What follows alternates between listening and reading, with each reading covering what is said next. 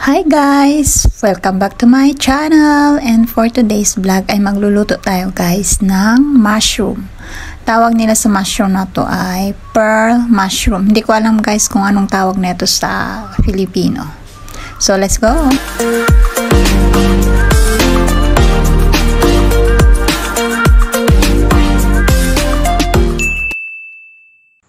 So ito na nga guys, nakapag-cut na ako ng carrots, ng garlic, ito na yung mushroom guys, ng green onion. Cut natin guys, ng hindi masyadong maliit na tulad ng kanya.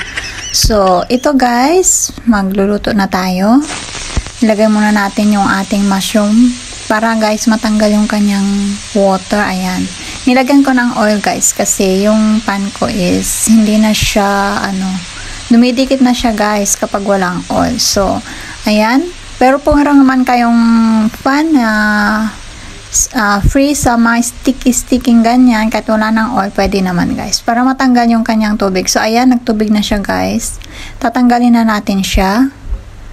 Ayan. At iset aside natin yung ating mushroom. Huwag natin ilagay yung kanyang sauce kasi hindi masarap yan.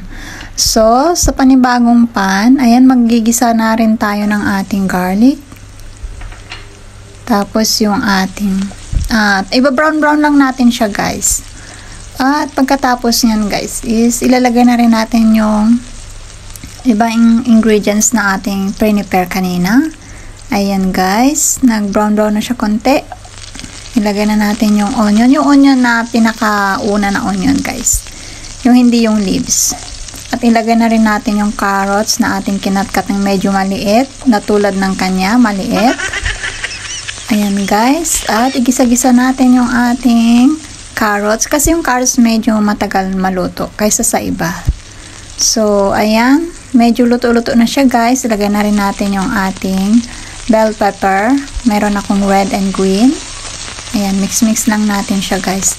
Napakadali naman itong lutuin guys. Try nyo, masarap siya. Yung mga mahilig lang sa mushroom, gawin yung ganito guys. Ayan. Stir-fried pearl mushroom. So, ayan na guys. Medyo okay na yung ating vegetables. Maglalagay na tayo ng seasoning tulad ng soy sauce. Of course, para may lasa yung ating gulay today. Naglagay na rin ako ng oyster sauce. Ayan guys, at saka konting magic syrup.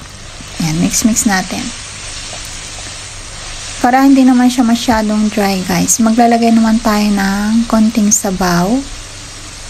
Ayan, may tubig na nilagyan ko ng konting cornstarch para malapot-lapot yung kanyang sauce. Ayan. Huwag nating masyadong lutuin yung ating gulay na bell pepper kasi mas masarap siya pag medyo half cook lang siya guys. Ayan guys, pwede na. Ilagay na natin yung ating pearl mushroom. Ayan. Mix lang natin guys at okay na yung ating mushroom. O diba, bilis-bilis lang siyang lutuin. At masarap pa siya guys. So ayan. Ready na yung ating mushroom guys. At para medyo attractive yung ating mushroom, maglalagay tayo ng ating green onion. Ayan guys. Huwag nating lutuin masyado yung ating green onion. Tulad din ng bell pepper guys. Para masarap yung ating mushroom. So ayan na guys. At ayan guys, naisalin ko na siya sa ating serving plate. O diba? Ang sarap-sarap ng ating mushrooms. Diba nag-aakala na mushroom lang yan guys. So, yun lang guys. Hope nag-enjoy kayo sa aking recipe for today. Please do subscribe, like, and share. Bye-bye!